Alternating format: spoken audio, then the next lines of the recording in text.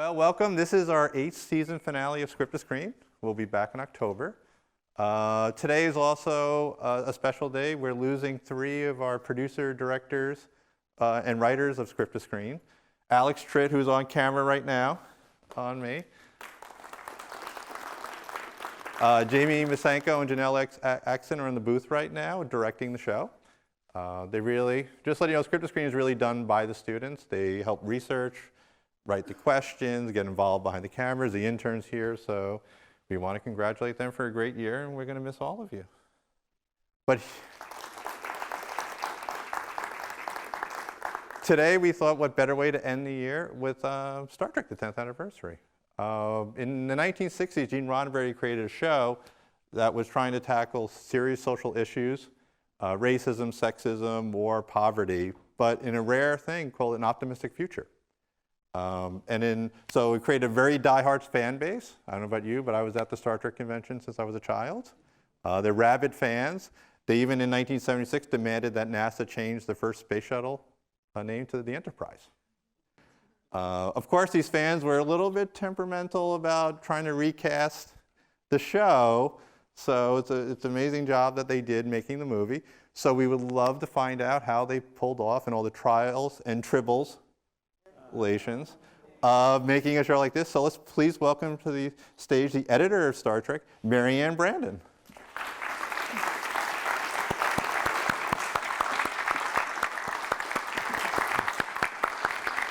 Thanks. Thank you.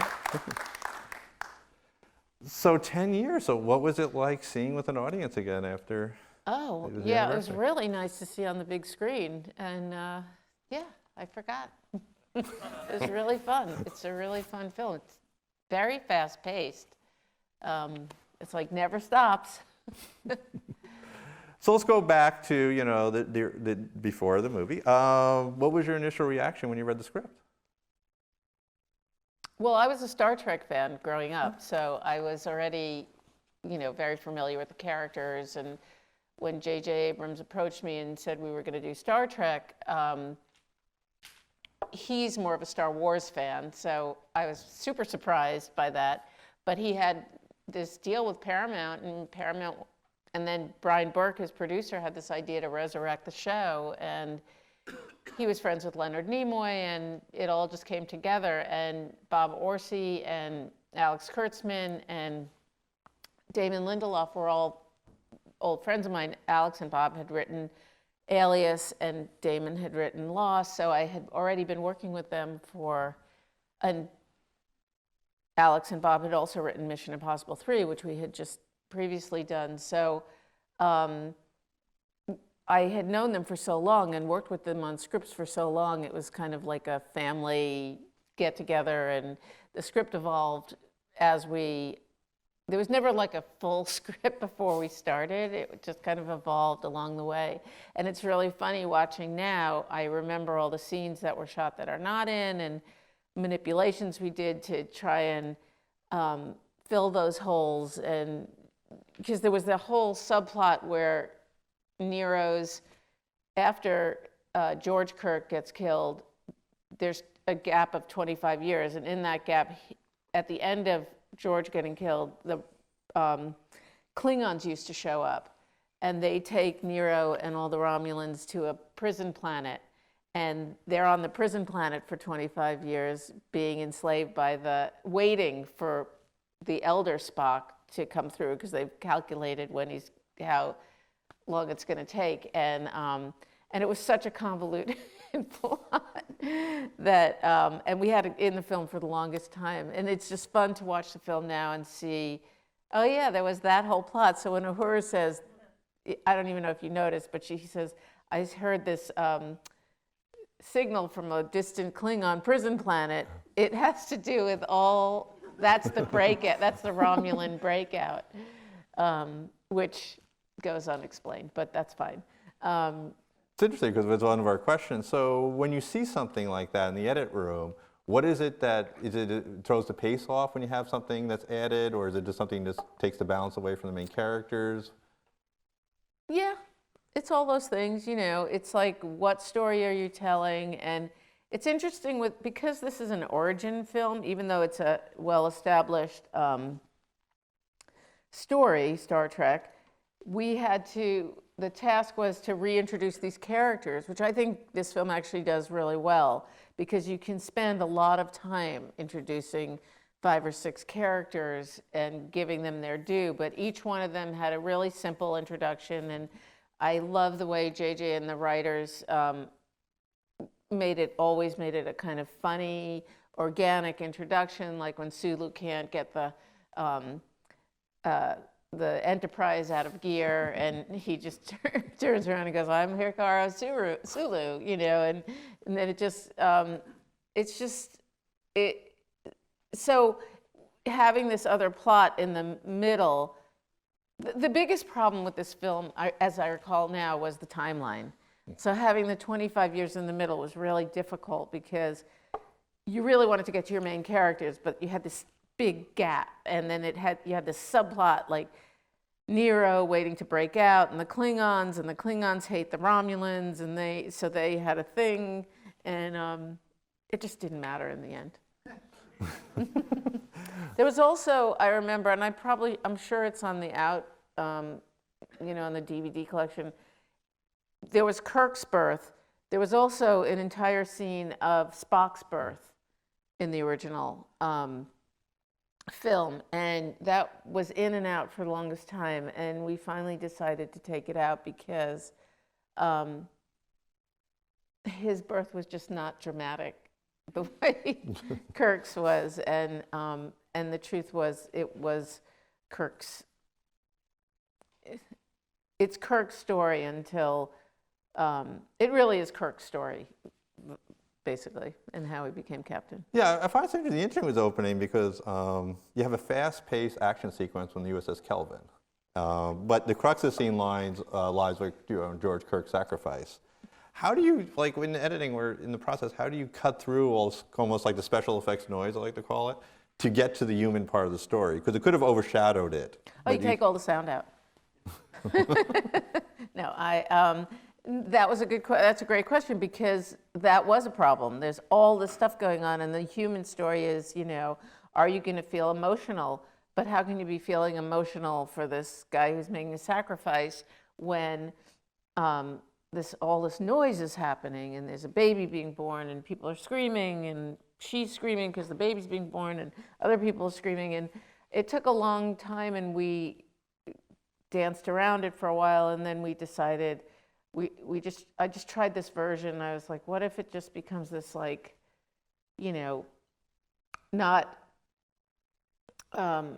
just kind of a feeling more than like, how can we get to the feeling? And that's how we got to, like, taking all the sound out. And we went to Michael Giacchino, who's an incredibly talented composer, as you know, and he was like, yeah, give me a chance, and he composed this beautiful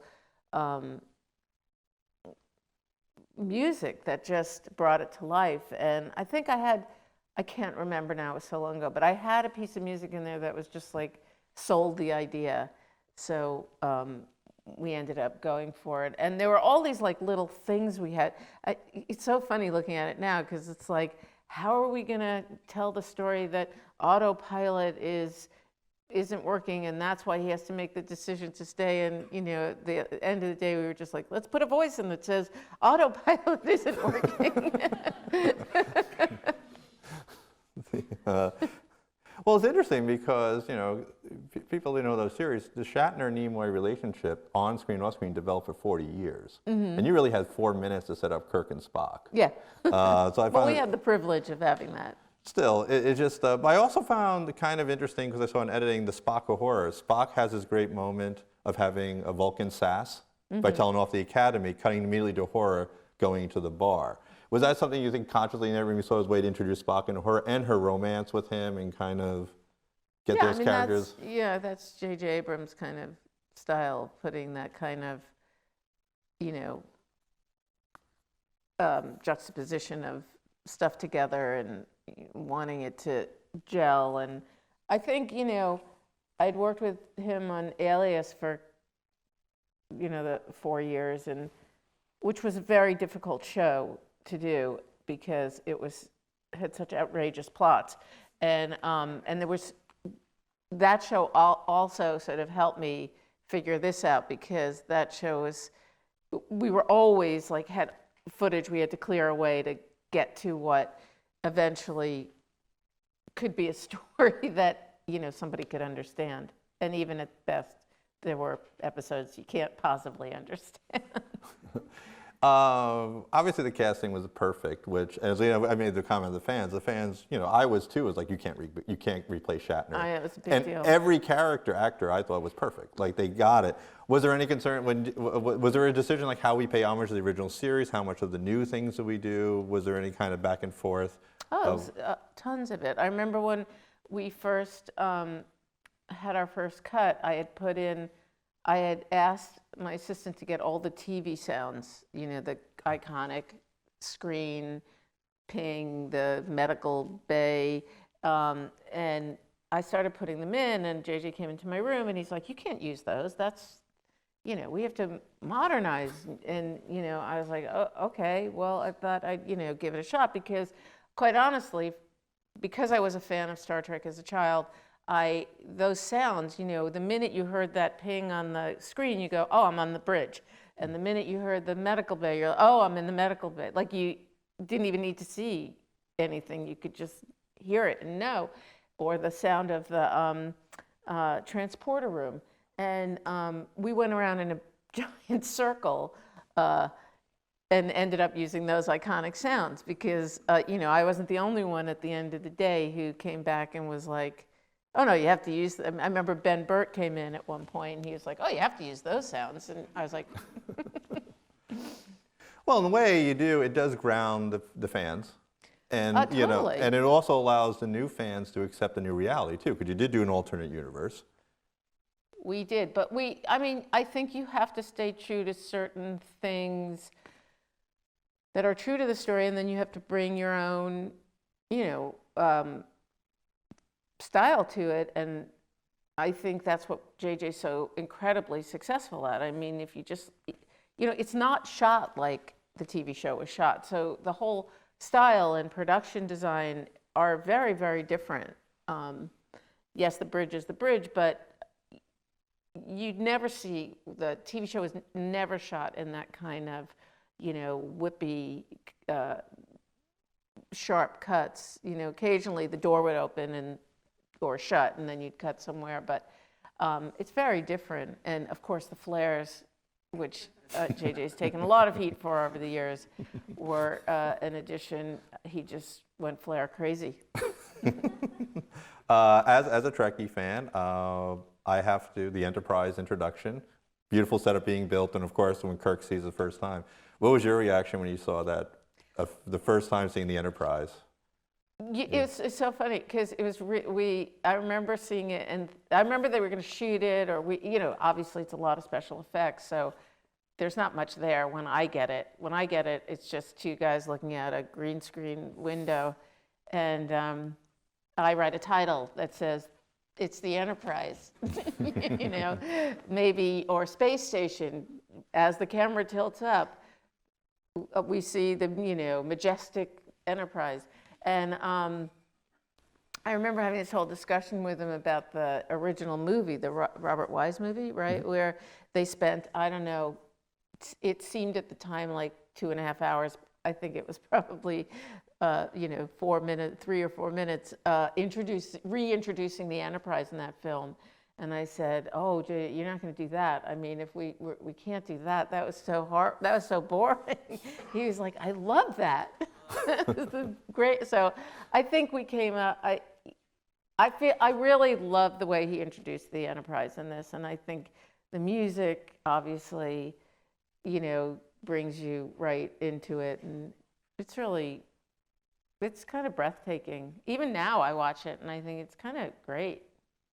Well, and a lot of, the fans remember the Enterprise was the main character of the show. Yeah, for sure. Like in the original series, it's always about Kirk's relationship with it, and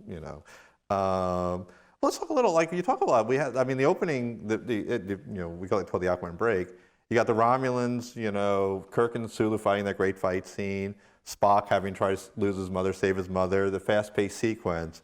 Again, how do you focus in that when that kind of sequence to bear down to some of the emotional elements, especially of like Spock and the mom and some of the stuff like that, without letting the special effects kill it. Well, I mean, whenever I approach a scene, I'm always trying to, even fight scenes, and I try to approach emotionally and try to get shots that you can see what the character's looking at, or before they throw a punch, or, but obviously in a scene like Spock losing his mother, that's really the performance. I mean, Zachary nailed it, and these actors were just great. I mean, it's so important for me if I have an actor who's, doing the right thing, or I can find a performance in there, that's what I'll use to enhance anything. And then the special effects and the sound effects and the music all come kind of later for me. So I usually shape a scene around the emotional core of whatever that scene is, or sometimes it's around what the joke is, or it just depends on what the scene is trying to achieve. But like, I always look at a scene and think, what do I want out of it, and then later on I deal with what the director wanted out of it. Well, of course, the big moment scene is Leonard Nimoy Spock meeting Kirk. It was also the way the montage, because that scene had a lot going on. How do you balance a sequence like that when you got exposition effects and the weight of Leonard Nimoy, which it was such a... Oh, you mean like in the ice tunnel scene? Yeah. Oh my God, that scene, I remember, was a big problematic scene because it had a lot of dialogue. I think we cut 2/3 of the dialogue out of that scene. I mean, it just went on stories, and remember when, and this is what your dad did, and I remember, and it's so funny when I see it now, because you can't see, I can't even remember what the dialogue was. I just remember there was so much dialogue, and the way it was blocked, Kirk was standing here, and Leonard Nimoy kept walking past him or beyond him. And I remember at one point, I wanted to cut this chunk of dialogue out of that scene, and I had to, but then I wanted to get to this line, and that would have meant they were both looking the wrong way. And so I flopped the shot. I flopped one of them. I can't remember who, probably Leonard Nimoy. And I asked the visual effects people to put the door to the ice cave, move it from the right to the left, so he could, as he was going to crisscross, it looked like he walked out the door to end the scene. So you can, if you get the core of the scene that you want right, sometimes you can manipulate the picture to do. I mean, I do that quite a lot now. I mean, it's easier now that visual effects are so easy to, I can have my assistant move a door now, but 10 years ago it was a little more difficult. It was also interesting from the pacing, from the editing standpoint. We just lost a whole planet. I mean, it was pretty intense. Blowing up Vulcan was I'm assuming a risky decision, or there was some agonizing. We had a lot of discussions about it. But you needed comic timing. So did you see that in the edit room? We needed Scotty at that point, or maybe the Spock scene was too long. We need to get the Scotty so we can lighten the mood a little, or. Oh, you mean why we cut it down? And it just, I mean, it just got bogged down. It didn't need to say so much. And also, it just depends on the film. But I mean, sometimes a lot, and especially when you're rewriting a film, if the script's not 100% ready when you go into shooting, which happens all the time these days, because these scripts are so massive and complicated, you'll often get a lot more dialogue than you need. A little goes a long way. And so we just had to get Scotty in the story. We had to get him back on board. I mean, I think the film is still 2 hours long, right? 2:05. Yeah, I mean, it's not, I know Avengers was 3:15 now, but I don't think we're that, we really didn't want a over 2 hour movie. That was a big deal for us. I don't think it needed to be over 2 hours. And as someone knows the series, I have to say I love the homage to one of my favorite episodes, Decided Paradise, where Kirk had to provoke Spock with emotion.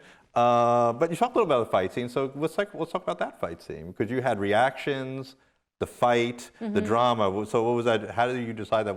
We put Sulu's reaction, or we want to keep it more on Kirk's face or Spock's? That fight was really done in a lot of big close-ups, and partly that was a JJ choice because I think it was very important that Kirk provoke him, and so you had to be inside it. It couldn't be one of those bar fight kind of things. It had to be up close and personal.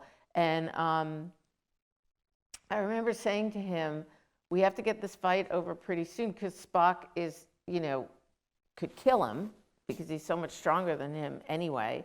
And the fact is, if we go any longer, you're going to start to think, why isn't anyone on the crew stopping him? I mean, you've got Scotty, you've got Uhura, you've got, Sulu and Chekhov, and one of them would have, they're all there, and no one's stopping the fight. So I felt it had to be, and we both agreed it had to be contained before you started wondering why it was going on so long, because they weren't in on it. The rest of the crew didn't know.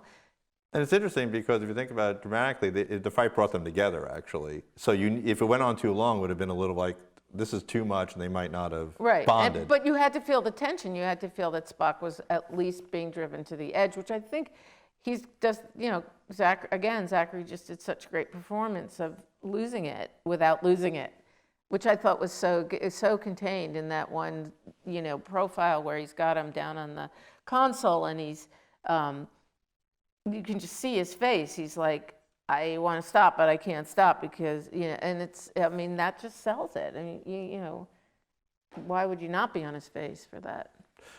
And theoretically, so this movie, but if you had, let's say, a cast that wasn't as strong, hypothetically, not asking you to say what movie, is that more problematic, where then you'd have to cut away from, the reactions, like try to mask a performance? Yeah, I do. That happens all the time. I mean, it's crafting a performance is one of the things an editor does, I would think that's one of our main jobs. And of course, when you have an actor who's not speaking to you, it's much more difficult, and you tend to,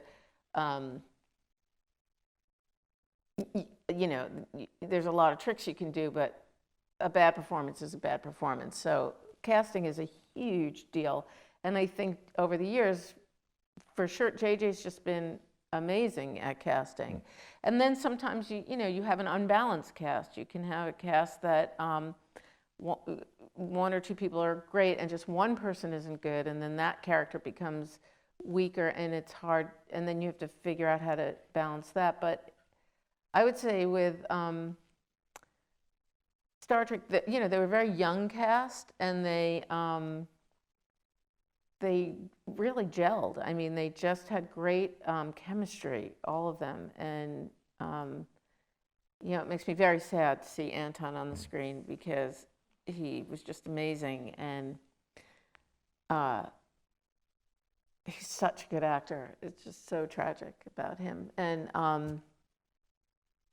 but that cast, they loved each other. You could tell they liked each other. You watch the gag reel, they're just really bonded, and you feel it. So then theoretically, so you like when the cast actually communicates with you and says, hey, how's it going, or kind of a collaboration? Well, I always find it really funny with the cast because, obviously I know them so well and they don't know me at all. And so when I go on the set and I'm like, oh, I know everything about you, but you know nothing about me. And, always, it was funny on Star Wars, Daisy Ridley got to know me really well, and she's like, I know you're going to say it. And I was like, you're very smart. But I did this thing I'm cutting Star Wars, it's got the Rise of Skywalker, and we have a very short schedule, because when we did Force Awakens, we started in May and we finished shooting in October. And we were out in Christmas. And this film, we didn't start shooting till August, and so we weren't done till February shooting. And so we have like 6 months less time, and it's a very big film. So I convinced JJ to let me cut on the set. And he was like, no, we never do that. No. And I was like, just, try it, because I had to start turning over shots and things. So I was on the set the entire time. And he got so used to it, he was like, no, you need to be less than 10 feet away from me at all times. So if the camera would move 10 feet, I moved 10 feet. And I mean, I was everywhere. I was outside in a water tank. And it was this great moment where I'm sitting there cutting, and I'm in the headphones and I'm cutting, and my assistant's walking towards me, and she's laughing, and she goes, turn around. I turn around, and Kylo Ren in full mask and cape is sitting on an apple box just over me like this. He's like, do you mind if I watch? And so on this film, I got to know the cast really well. I was literally part of the crew. So, and I got to know the gaffers, and obviously I know the DP, but I got to know the whole crew, and it was really great for me. It was really great to see. I would be watching what they were shooting. I was cutting what they shot the day before. I had the DP right there to ask questions. He could ask me questions. If I needed a shot, or JJ and I decided we'd need another shot, we would literally set up in a corner and do some green screen shot of something. And it just, getting to know the cast and having them be comfortable with me, it was a really great way to know what they were going for, and without even having a big discussion about it. So I'm a big fan of, I always love whoever's in the film, because that's my process. I fall in love with them, so when I cut them, everything is about the best of them. And conversely, I mean, the cast must love it, because then they can turn to you. Like I said, Adam Driver can turn to you and say, oh my God, and know, oh, you're part of the crew. I can ask you what you think, or take a note from. Well, he was very funny. If I ever had anything up of him on the screen, he'd go, oh, no, I don't see that. So, all right. So we'll talk about the end of Star Trek. We have the big battle again. Kirk and the my favorite moment when the Enterprise appears to save the day. Did that sequence, was that longer? Did you have to cut it down, or did you find that took a while to come with the end sequence? Everything's long. Everything's longer than you think. Every cut, your first cut is usually 45 minutes to an hour too long, and trying to remember if there were other scenes we cut. I can't remember now if there were scenes we might have lost, or. There's a lot going on in that ending. It took a long time to get the right moments, and even when I see it now, I am reminded, at the time we thought we didn't even have enough shots. We were like, oh, we don't really have a good shot where Nero dies, but then I'm watching it and I'm going, it's fine. But you're so in it, and you think you need everything. Yeah, it was hard. It was hard to balance. It was hard to figure out how many cracks the ship could take before it was gonna, you're like, oh, the windshield cracked. They should be dead. This stuff like that. I remember at one point when we started Star Trek, it was really funny. JJ had this idea. He was like, so there's going to be no sound in space, because we're just going to go real. And I was like, sure. And then, we put sound in space. But there's a couple of moments. There's a great moment where in the very opening battle, this woman's running down a hall, and then she gets sucked out of and that was a big stunt. I remember at the time, even Roger Guyette, our visual effects supervisor, was like, oh, I don't know how I'm going to do this. It's like, first she's real, then she becomes a digi-double, then she's got to hit a bit of the ship and then fly over it, and then it goes some loud sound, and as she gets sucked out, just at the right moment, you pull the sound out, and then you just have wind, but there's no wind in space, so it has to be like echoey, weird, not wind. And, it's so nice to see that. So we did sort of pay mind to, we implied, or as Spock says, inferred, that there's no sound in space. Well, it's actually good, because sometimes the special effects movies go They just drill the sound. They go loud all the time. I like that J.J. knew and the team wanted silence. Even like you said, the opening with George. Cut the sound out and just have the music and watching Kirk, sacrifice. So let's go back to your early days. When did you know you wanted to be an editor? Oh, I don't know. I never really set out to be an editor. I grew up loving film. I watched films all the time when I was a kid. I didn't know anyone in the film business. I grew up in Queens, New York. When I went to university in New York, I took a lot of design classes and science classes, weirdly, and science fiction kind of fan. And my design teacher at the time recruited me into this sort of movie, film society, because we didn't really have any, there were no film classes at Stony Brook University in those years. So there was like 6 guys and me, and we made these little films that would go on to be the shorts before the student union, whatever film they'd show on Friday or Saturday night. And I was the girl in every film. And my design teacher actually approached me and he recruited me. He got me an offer to go to NYU Film School for graduate school. And I went to go meet at the time, and they wanted women. And I got offered a full ride there. So it was a choice between like, hey, you're gonna go home and live with your parents in Queens, or you're gonna go to film school in New York. And I was like, I guess I'll go to film school. And literally, we were just thrown out into the streets, like, here's a camera, come back with a film. And we did. There were a lot of interesting people in my class and the classes around me. And I ended up having to get my degree, I had to finish my own film, and I found myself making a deal with a company called Sound One at the time, where any film made in New York was cut there. And they traded me like a little closet room with a moviola I would code film and work for them.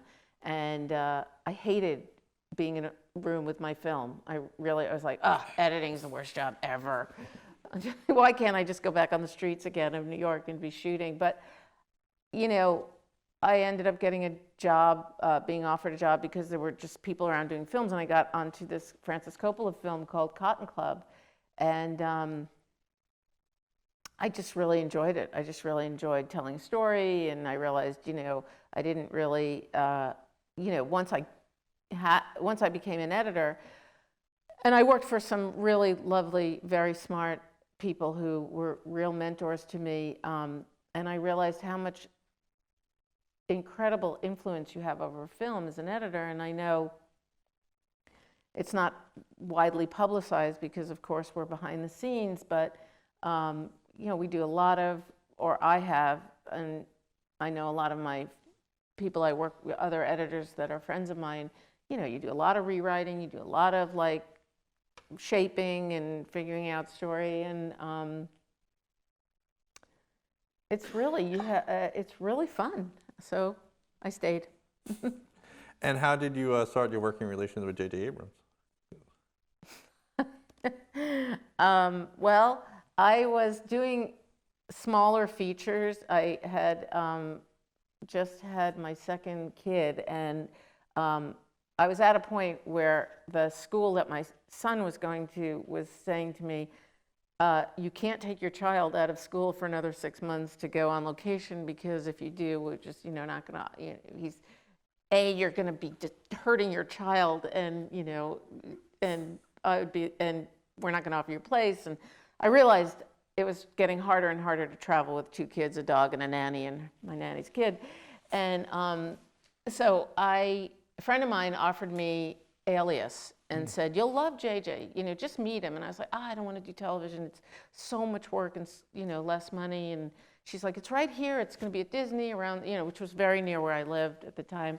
And I said, okay, I'll meet him, but I'm not taking the job. And I sat down with him to meet him, and I laughed for an hour.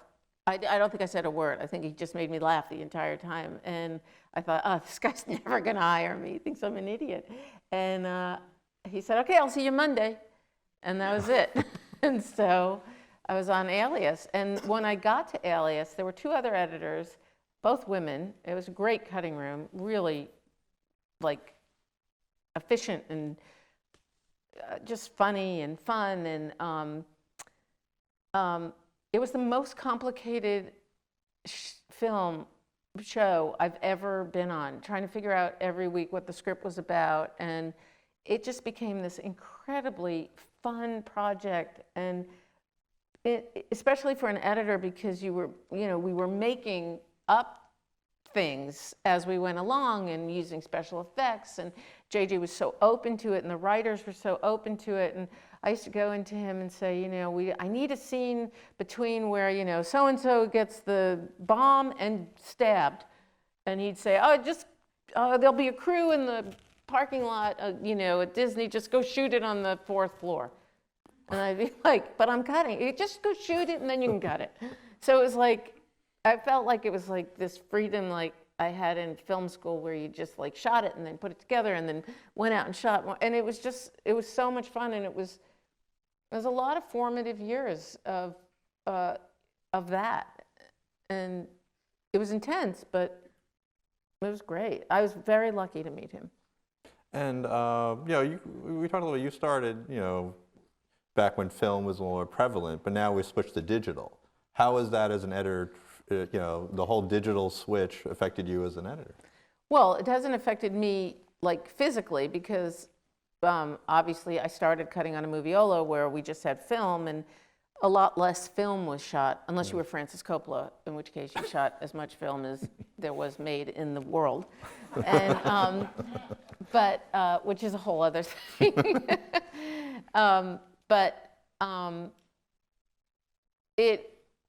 Because I cut on an Avid, the way it affected us was that it was, there was more being shot. But JJ always shot on film.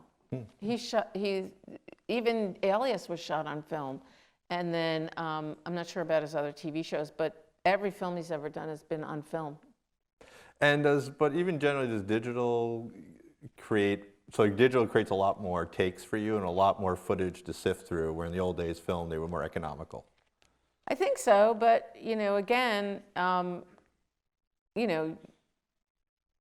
you can still run 3 cameras, and or as many as you want, and that generates a lot of film, and that's a lot to go through. So I don't know. I just think the style of making films now, one tends to shoot more film, because yes, if you're digital, you just roll and roll and roll.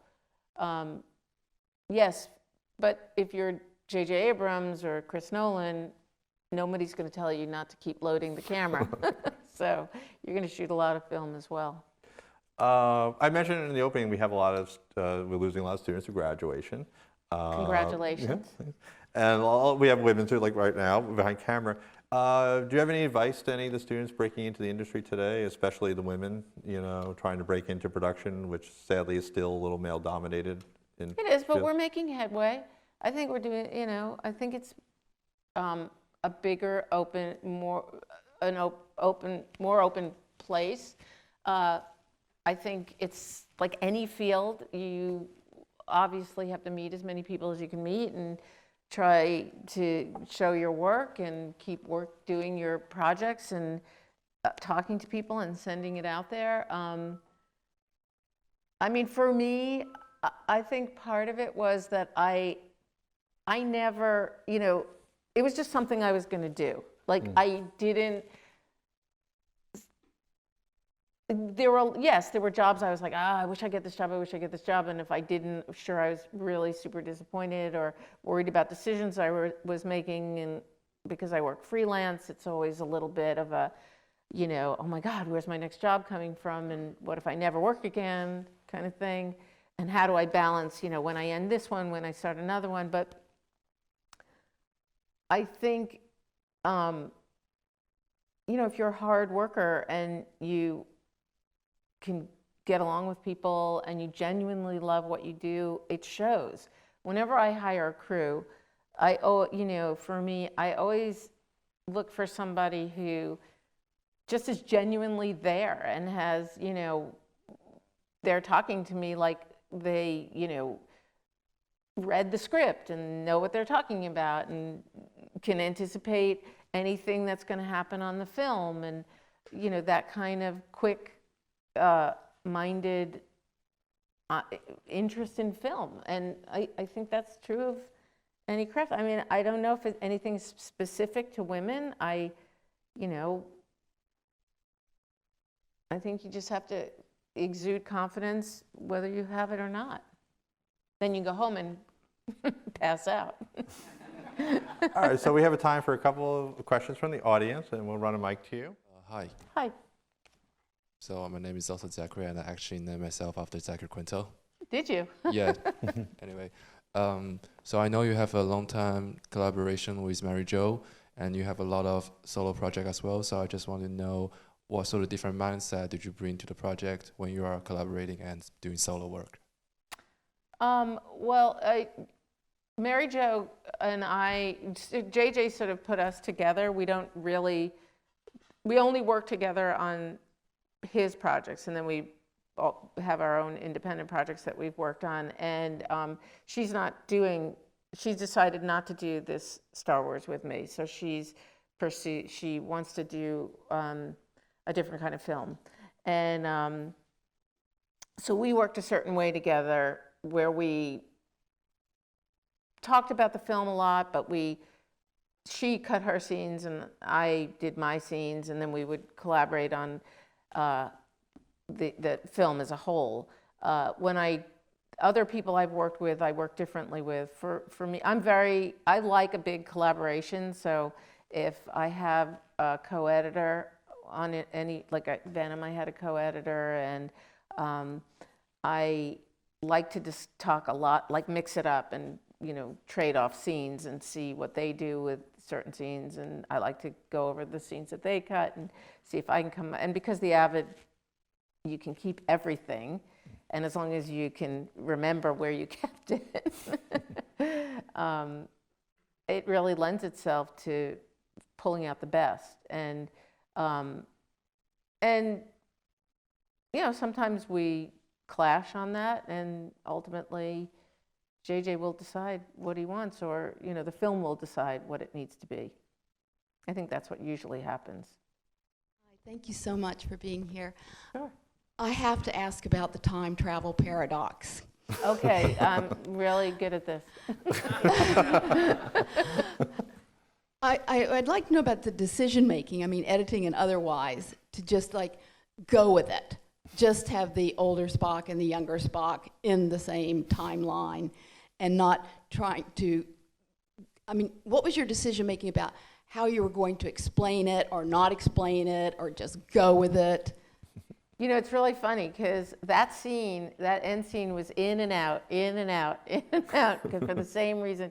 We had so many, we had so many in-house discussions about but people it's going to blow their mind. They can't see each other because then what are they going to say? And so I think we actually reshot Leonard Nimoy saying those lines about,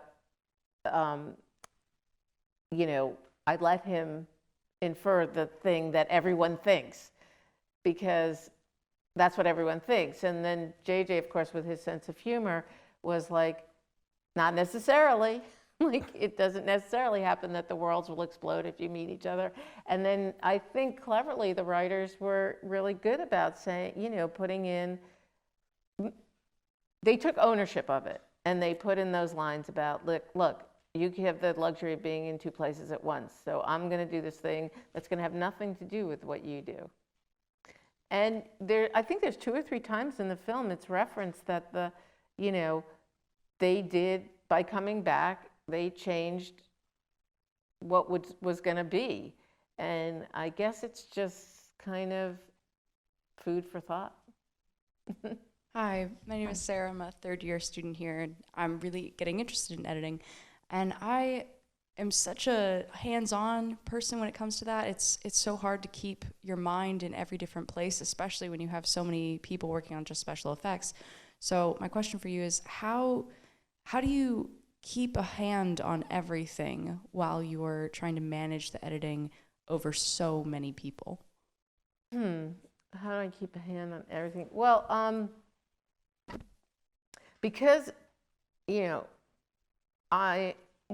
obviously the director also has a hand on everything, or I feed them the information that they have a hand on. I think because I generate it, right? So if I cut a scene and I know what I need, how I'm seeing it, and once I go through it with JJ or whomever I'm working with, and also a lot of these special effects are obviously planned out well in advance, right? You've got previs, and you start with that, which is a, you know, computer-generated storyboard, but has action in it. So you just keep honing it down. Like, you just go, well, I want it to be this, and then you talk to the visual effects supervisor, and once I give the note to them, I'm hoping that they take it from there. And I have a visual effects editor, or sometimes I have 2 visual effects editors, and I give the notes to them, and I say, can you make sure this happens? And, you know, so I do a lot of like delegating. Like, it'll come from me, but I'll delegate it out and wait for it to come back. And then, you know, like a month later, I'm like, hey, where's that shot I asked for? You know, and then I'll realize, you know, when I go back. So I keep going through the film over and over, and eventually I'll fill in the holes. All right, well, we kind of always end our show with our same question. Uh-oh. No, so looking back at maybe a childhood movie experience or anything, is there any film you think that maybe inspired you, or something that you should recommend students that they should study if they want to learn editing? Or something like, this is a master and would be a great thing to study? Sometimes I think of something like Bonnie and Clyde, because I know that, I mean, Dee Dee Allen was somebody I actually knew quite well, and she had an amazing ability to like tell a story without linearly, and then also literally telling it not linearly in the same film, which I always thought was so interesting. And she had this crazy mind, you know, she just remembered tiny facts about you, and then broad facts, and then, you know, then she wouldn't even remember your name, but she'd know everything about you. And I thought that was fascinating. And so I think anything she's ever cut has been so masterfully done. And it's hard to say, like, if I look back on and you know, recommend an older film, editing has changed so much over the years, and now there's so many shortcuts that people use to and visual effects that people use to change things. I mean, I literally can now change what people say on the screen. If I don't have them saying the right line, or I want them to say a different line, I can sometimes get visual effects to do that. So I'm loath to say go out and watch, you know, something that's wasn't cut in the last 2 years, because and yet, you know, you can watch something like Princess Bride, which is like the perfect story that I could watch 100 times over and over, and, you know, never want it to be faster or slower, or, you know, it's just perfect. So I would say Princess Bride. So you're one of my all-time favorites. Well, this wraps up our season, and you're the first guest to do 2 finales. You did Force Awakens 3 years ago and Star Trek this. So thank you so much for joining us and sharing your insights into Star Trek. Thanks for having me.